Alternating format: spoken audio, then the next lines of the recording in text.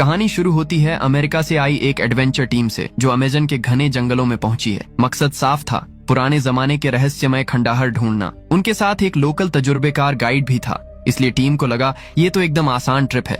उनके हिसाब से बस एक रात जंगल में रुकना है, खंडहर ढूंढना है और अगली सुबह आराम से वापस लौट जाना है। इसी ओवर कॉन्फिडेंस में उन्होंने रात की पहरेदारी के लिए सिर्फ एक ऐसे बंदे को छोड़ दिया जिसे हर वक्त झपकी आती रहती थी। उन्हें जरा भी अंदाजा नहीं था कि खतरा चुपचाप और बिल्कुल पास आ रहा है। तभी वो बंदा नींद से चौंक कर उठा। उसे लगा किसी ने उसकी गर्दन पकड़ ली है और उसने सोचा होगा कोई दोस्त जगाने आया है। लेकिन जैसे ही उसने पलटकर देखा, सामने सीधे एक खतरनाक जानवर था। किस्मत अच्छी थी कि वो जानवर पहले से पेट भरकर आया था, बस डराने के मूड में था, मगर ये बेचारा तो सच में डर गया। हड़बड़ाहट में 2 गोलियां चलीं और वो विशाल अजगर वहीं ढेर हो गया। आवाज सुनते ही बाकी लोग बाहर आ गए और अजगर की लाश देखकर सबके होश उड़ गए। वो अजगर कम से कम 20 मीटर लंबा और करीब 1 मीटर मोटा था। इतना बड़ा अजगर देखकर अन्ना ने सवाल उठाया कि ऐसा जानवर यहाँ कैसे हो सकता है? ये तो बहुत पुराने जमाने में खत्म हो चुका होना चाहिए था। तब गाइड ने भारी आवाज में कहा, अगर ऐसे अजगर आज भी जिंदा हैं, तो खंडहर के नीचे रहने वाला वो अजगर भी जरूर जिंदा होगा और ये उसके बच्चे ही होंगे। ये सुनते ही टीम का एक बंदा सन्न रह गया और बोला कि आने से पहले ये बात क्यों नहीं बताई गई।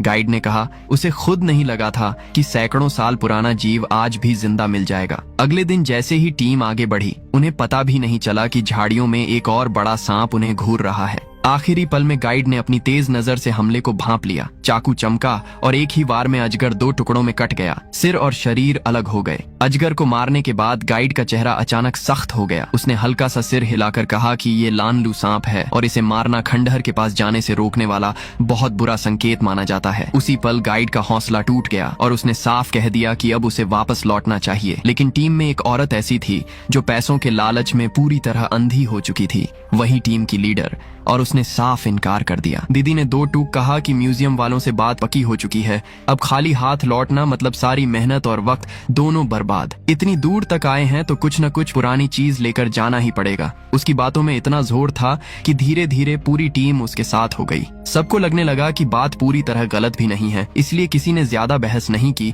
और सब उसी डरावनी दिशा में आगे बढ़ गए। थोड़ी ही देर बाद उनके सामने वही पुराना पत्थरों से बना खंडहर आ गया जिसके बारे में अब तक बस कहानियां ही सुनी थीं। जैसे ही सबकी नजर उस पर पड़ी, चेहरों पर खुशी आ गई। किसी को यकीन ही नहीं हो रहा था कि इतनी आसानी से ये जगह मिल जाएगी। सब मन ही मन खुश हो गए कि अच्छा हुआ दीदी की बात मान ली। लेकिन अंदर घुसते ही पूरा माहौल बदल गया। चारों तरफ इंसानों की हड्डियों के ढांचे बिखरे पड़े थे। गाइड ने बताया कि बहुत साल पहले यहाँ अंधी आस्था में डूबे लोग रहते थे जो जिंदा इंसानों की बलि देते थे और वो बलि सीधे सांप वाले देवता के नाम चढ़ाई जाती थी। ये सुनते ही सबके रोंगटे खड़े हो गए। दिल के अंदर डर बैठ गया और सब यही सोचने लगे कि बस जल्दी से कोई पुरानी चीज मिले और यहाँ से निकल जाए। बिना वक्त गंवाए उन्होंने अपने औजार निकाले और खोज शुरू कर दी। अन्ना ने ड्रोन उड़ाया ताकि अंदर का हर कोना देख सके। साफ शब्दों में कहें तो अंधेरे में किस्मत आजमा रहे थे कि शायद कुछ मिल जाए। काफी देर तक देखने के बाद भी एक भी पुरानी चीज हाथ नहीं लगी। दीदी घबरा गई। उसके दिमाग में बार बार वही बात घूमने लगी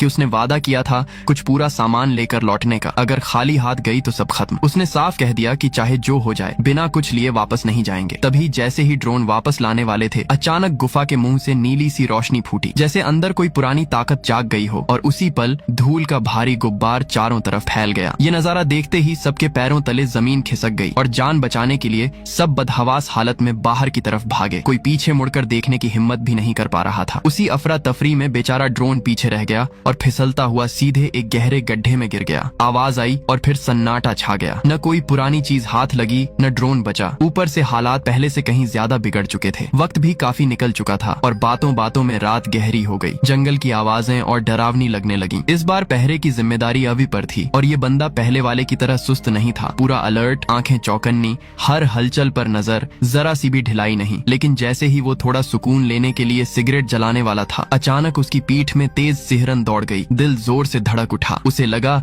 जैसे कोई बिना आवाज किए बहुत धीरे धीरे उसके बिल्कुल पास आ रहा है। अगले ही पल उसकी चीख जंगल में गूंज गई और उसी के साथ गोलियों की तड़तड़ाहट सुनाई दी जिसने सबको हिलाकर रख दिया। शोर सुनते ही बाकी लोग नींद से उछलकर बाहर आए, हथियार संभाले, दिल धक धक करता हुआ। मगर इस बार नजारा अलग था। अभी कहीं दिखाई नहीं दे रहा था, बस अंधेरा और डर। घबराई हुई थोड़ी बातचीत के बाद बाद सबने फैसला किया कि अब रुकना बेकार है और अलग अलग होकर उसे ढूंढना ही पड़ेगा। उसी दौरान दीदी ने ऊपर मदद के लिए कॉल मिलाने की कोशिश की। हाथ कांप रहे थे, लेकिन बात पूरी होने से पहले ही सिग्नल गायब हो गया और मोबाइल बेकार हो गया। उधर अभी अब भी जिंदा था, मगर इस वक्त वो ऐसी मुसीबत में फंसा था जिसका अंदाजा किसी ने सपने में भी नहीं लगाया था। उसकी हालत बेहद खराब थी। वो विशाल अजगर उसे एक कोने में दबाए बैठा था। सांस लेना मुश्किल हो रहा था। सच कहें तो उस पल अभी को यही लग रहा था कि इस तरह अजगर के पेट में जाकर तड़प तड़प कर मरने से बेहतर है कि वो खुद ही सब खत्म कर दे। उधर तलाश के लिए सबने छोटे छोटे ग्रुप बना लिए। डर के बावजूद किसी के पास और रास्ता नहीं था। एक तरफ वो लड़का अन्ना के साथ निकला, नाम पुकारते हुए आगे बढ़े। दूसरी तरफ आकाश और लिसा थे। दोनों के चेहरे पर साफ डर दिख रहा था, जबकि डेसी और दीदी कैंप पर रुके, बेचैनी से हर आवाज पर चौंकते हुए। लड़का और अन्ना काफी देर तक जंगल में भटकते रहे, झाड़ियों में झांकते रहे, आवाज लगाते रहे, लेकिन अव्वी का कहीं कोई सुराग नहीं मिला। बस सन्नाटा और अजीब सी घुटन। वहीं आकाश की टीम को जमीन पर पड़ी एक बेहद बड़ी सांप की उतरी हुई खाल मिली, इतनी लंबी और मोटी कि देखकर ही रोंगटे खड़े हो जाएं। खाल देखते ही आकाश का चेहरा उतर गया और वो समझ गया कि ये अजगर पहले देखे गए अजगर से भी कहीं ज्यादा बड़ा, ज्यादा पुराना और कहीं ज्यादा खतरनाक है। और सबसे डरावनी बात ये थी कि वो खाल बिल्कुल नई थी, सूखी हुई नहीं। मतलब अजगर बहुत पहले नहीं, बल्कि अभी कुछ ही वक्त पहले अपनी खाल छोड़कर गया था। साफ था कि वो यहीं आसपास मौजूद है और हर हरकत देख रहा है। थोड़ी ही देर में लड़का और अन्ना भी वहां पहुंच गए। जैसे ही सबकी नजर उस विशाल खाल पर पड़ी, सबके चेहरे उड़ गए। किसी के मुंह से आवाज तक नहीं निकली। कुछ पल की खामोशी के बाद किसी ने डरते डरते कहा कि अब अभी को ढूंढने का कोई मतलब नहीं है। वो शायद अजगर के पेट में जा चुका है और अब हमें जितनी जल्दी हो सके यहाँ से निकल जाना चाहिए। इतना बड़ा अजगर है कि गोलियों से भी शायद उसका कुछ नहीं बिगड़ेगा। तभी आकाश ने आगे बढ़कर साफ शब्दों में कहा कि अब लौटना नामुमकिन है। उसके हिसाब से अजगर हमें निशाना बना चुका है और हम जहाँ भी जाएंगे वो हमारे पीछे पीछे आएगा। उसकी नजर में ये सब इसलिए हो रहा था क्योंकि उन्होंने सांप वाले देवता के खंडहर में कदम रखा और अनजाने में उसे नाराज कर दिया। आकाश थोड़ा अंधविश्वासी था, लेकिन हालात ऐसे बन चुके थे कि उसकी बातें भी सच लगने लगीं। इसके बाद उसने एक रास्ता भी बताया। उसका कहना था कि सांप वाले देवता को ढूंढना होगा, उसे मारना नहीं है बल्कि उसे कुछ चढ़ाना होगा। फिल्म में वो इसे ताकत कहता है, लेकिन असल मतलब सब समझ गए थे, किसी इंसान की बलि। ये बात सुनकर सब सन्न रह गए, लेकिन यही आगे की कहानी का सबसे डरावना इशारा था। इसके बाद आकाश ने सबका हौसला बढ़ाने की कोशिश की। बोला कि हार मानने का ये वक्त नहीं है, सबको एक साथ रहना होगा, क्योंकि अगर अभी पीछे हट गए तो अभी की मौत बेकार चली जाएगी। उसकी बातों में ऐसा असर था कि बाकी लोग भी धीरे धीरे मान गए। निकलने से पहले आकाश ने जिद की कि वो थोड़ा और इलाका देखेगा और एक बार फिर मदद के लिए कॉल करने की कोशिश भी करेगा। बाकी लोग डर और थकान में आगे बढ़ गए और बिना उसका इंतजार किए निकल गए, और यही उनकी सबसे बड़ी गलती साबित हुई। मौका मिलते ही अजगर ने झाड़ियों में छिपकर आकाश पर हमला कर दिया और वो चीख तक नहीं मार पाया। अगली सुबह बचे हुए लोग फिर से खंडहर के अंदर दाखिल हुए। अब ड्रोन नहीं था, इसलिए हर कोना खुद ही देखना पड़ रहा था। कदम कदम पर डर था। कुछ दूर चलते ही जमीन अचानक धंस गई और आकाश, दीदी और अन्ना नीचे जा गिरे। आकाश और अन्ना को ज्यादा चोट नहीं आई, लेकिन हालात साफ बता रहे थे कि अब ये जंगल किसी को आसानी से जाने नहीं देगा। लेकिन दीदी की हालत सबसे ज्यादा खराब थी। गिरते ही उसका शरीर जैसे जवाब दे गया, सांस उखड़ने लगी और उठने की ताकत तक नहीं बची। हालात देखते हुए बाकी लोगों ने भारी मन से तय किया कि कुछ जरूरी सामान लेकर ऊपर लौटते हैं, और अगर आकाश व अन्ना को कोई दूसरा रास्ता मिल जाए तो वो सीधे कैंप की तरफ निकल आएं। कोई खुलकर कुछ बोल नहीं रहा था, लेकिन सबको लग रहा था कि अब ये बंटवारा सही नहीं है। इसी दौरान ऊपर जंगल में चलते हुए लड़के को जमीन में हल्की सी कंपन महसूस हुई, जैसे कुछ बहुत भारी चीज धीरे धीरे आगे बढ़ रही हो। उसने ध्यान से देखा तो समझ गया कि अनहोनी होने वाली है। अजगर उनकी गंध पकड़ चुका था और सीधा उनकी तरफ बढ़ रहा था। डर के मारे सब भागने लगे, लेकिन उसी अफरा तफरी में लड़का फिसल गया। उसका पैर बुरी तरह मुड़ गया और चलना लगभग नामुमकिन हो गया। टीम को पीछे न खींचने के लिए उसने दर्द छुपाते हुए लिसा और डेसी से कहा कि उसकी फिक्र मत करो, पहले बाहर निकलने का रास्ता ढूंढो। उसे लगा शायद वो किसी तरह संभल जाएगा, लेकिन उसे क्या पता था कि किस्मत ने उसे चारों तरफ से फंसा लिया है। लिसा और डेसी ने भी इधर उधर बहुत देखा, लेकिन कोई साफ रास्ता नहीं मिला और खतरा हर तरफ से पास आता महसूस होने लगा। इसी भाग दौड़ में उन्हें एक बड़ा सा अंदरूनी कमरा दिखाई दिया, कुछ ऐसा जैसे छुपा हुआ हॉल, और वहीं हालात अचानक पलट गए। उस जगह पर ढेर सारे पुराने सामान पड़े थे, असली और कीमती, और उन्हीं में एक पुराना नक्शा भी मिला जो बाहर निकलने का रास्ता दिखा रहा था। नक्शा हाथ लगते ही दोनों ने एक दूसरे को देखा और बिना वक्त गंवाए तुरंत वापस मुड़ गए। उधर जैसे ही लिसा और डेसी उस जगह से निकले, ठीक उनके पीछे आकाश अपनी टीम के साथ वहां पहुंच गया और जैसा पहले इशारा मिला था बिल्कुल वैसा ही हुआ। आकाश का असली चेहरा अब सामने आ चुका था। पुराने सामान देखते ही उसकी आंखों में लालच साफ उतर आया। वो सब कुछ अकेले हड़प लेना चाहता था, लेकिन सबसे बड़ी दिक्कत ये थी कि बाहर वही विशाल अजगर घूम रहा था जो किसी को भी जिंदा नहीं छोड़ने वाला था। उसे हटाने का तरीका क्या था, यही सोचते हुए आकाश फिर उसी अंधविश्वास वाली बात पर लौट आया, किसी एक इंसान को अजगर के नाम चढ़ा दो। उसने हाथ में चाकू लिया, अन्ना को धमकाया और जबरदस्ती उसे बलि वाले कपड़े पहनने पर मजबूर कर दिया। उधर दूसरी तरफ लिसा और डेसी नक्शे के सहारे बाहर निकलने का रास्ता तलाश रहे थे, हर कदम फूंक फूंक कर रख रहे थे। तभी अचानक लिसा का पैर गलत जगह पड़ गया और अगले ही पल हालात फिर से बिगड़ गए। एक छुपा हुआ जाल अचानक एक्टिव हो गया और तेज धार वाला भाला पल भर में बाहर निकला, सीधा लिसा की गर्दन के आर पार निकल गया। उसे संभलने या चीखने तक का मौका नहीं मिला। उसी वक्त अजगर भी उनकी गंध पकड़कर वहां पहुंच चुका था। जमीन हिलने लगी और सांसें थम सी गईं। हालात ऐसे बन चुके थे कि डेसी के पास लिसा को बचाने का कोई मौका नहीं था। जान बचाने के लिए उसे मजबूरी में भागना पड़ा और लिसा वहीं उस विशाल अजगर का शिकार बन गई। कुछ देर बाद आकाश अन्ना को जबरदस्ती घसीटता हुआ उस गहरे गड्ढे तक ले आया जहां बलि दी जानी थी। जैसे ही वो अन्ना को खत्म करने वाला था, तभी डेसी एन वक्त पर पहुंच गया और पूरी ताकत से धक्का देकर आकाश को नीचे गिरा दिया। आकाश का सिर पत्थर से जोर से टकराया और वहीं उसकी कहानी खत्म हो गई। अब हालात ऐसे थे कि दोनों का एक साथ रहना मौत को बुलाने जैसा था, इसलिए उन्हें अलग अलग होकर चलना पड़ा ताकि कम से कम किसी एक के बचने की उम्मीद रहे।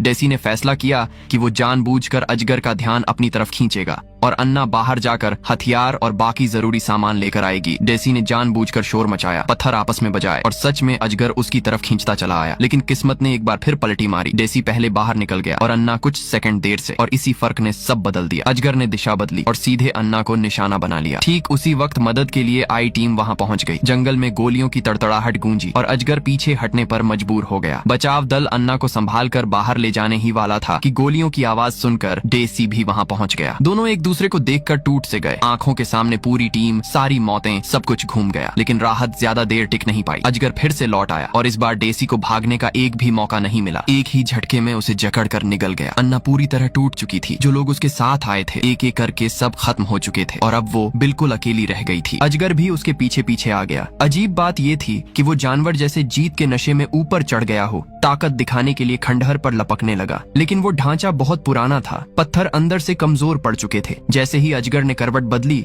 ऊपर का हिस्सा भर भरा कर गिर पड़ा और पूरा वजन उसी पर आ गया। सैकड़ों सालों से जिंदा वो अजगर आखिरकार पत्थरों के नीचे दबकर मर गया। नजारा ऐसा था कि यकीन करना मुश्किल हो रहा था। बचाव दल जब अन्ना को वहां से ले जाने लगा, उसके चेहरे पर सिर्फ सन्नाटा था, जैसे जंगल ने उससे सब कुछ छीन लिया हो। तभी अचानक मलबे के नीचे कुछ हिला, पत्थरों के बीच हलचल हुई और सबकी सांसें अटक गईं, क्योंकि अजगर फिर से हरकत करता दिखा। यही कहानी जैसे एक आखिरी झटके के लिए रुक जाती है, लेकिन जो हिल रहा था वो उसका सिर नहीं था। उसकी तरफ किसी ने देखा ही नहीं, असल में उसका पेट हिल रहा था। उसी पल असली सच्चाई समझ में आई और रोंगटे खड़े हो गए। वो विशाल अजगर पत्थरों से दबकर मरा नहीं था। सच ये था कि उसके पेट के अंदर डेसी अब भी जिंदा था और वही अंदर से उसे खत्म कर रहा था, तड़पाता हुआ एक आखिरी लड़ाई लड़ते हुए। जरा सोचो, ऐसा कौन सोच सकता है? शायद उस अजगर ने सपने में भी नहीं सोचा होगा कि जिसे वो अपना आसान शिकार समझकर निगल गया, वही उसके लिए मौत बन जाएगा। पूरी जिंदगी जंगल का राजा बनकर घूमने वाला, सबको निगल जाने वाला अजगर आखिरकार अपने ही घमंड और लालच की वजह से ढेर हो गया। कुछ देर बाद सब शांत हो गया और इस बार सच में अजगर की हरकत थम चुकी थी। इसके बाद बचाव दल ने अन्ना और डेसी दोनों को किसी तरह वहां से बाहर निकाला। जिस जंगल ने उनसे सब कुछ छीन लिया था, वहीं से दोनों जिंदा लौट आए और इस खौफनाक एडवेंचर का आखिरकार अंत हुआ। इतना कुछ झेलने के बाद दोनों का बच जाना किसी चमत्कार से कम नहीं लगता। यहीं पर फिल्म खत्म होती है। अब थोड़ा सच भी बोल लेते हैं। फिल्म देखते वक्त साफ महसूस होता है कि इसका बजट कम है। अगर इसे दूसरी बड़ी अजगर या सर्वाइवल फिल्मों से तुलना करो तो फर्क नजर आ जाता है। विजुअल कई जगह कमजोर लगते हैं, कुछ सीन में सीजी इतना रियल नहीं बैठता और नकली सा फील देता है। कहानी का आइडिया बुरा नहीं है, बेस अच्छा है, लेकिन टेंशन हर वक्त पकड़ बनाकर नहीं रख पाती। कुछ सीन जरूरत से ज्यादा बनाए हुए लगते हैं और लॉजिक थोड़ी जगहों पर ढीला पड़ जाता है। खासकर आखिरी वाला हिस्सा तो थोड़ा ज्यादा ही खींच दिया गया है। फिर भी अगर दिमाग ज्यादा लगाए बिना सिर्फ टाइम पास के लिए जंगल, खतरे और सर्वाइवल वाली कहानी देखनी है तो ये फिल्म एक बार देखी जा सकती है। डर, अजगर और इंसानी लालच का जो मिक्स है, वही इस फिल्म की असली पहचान बनता है।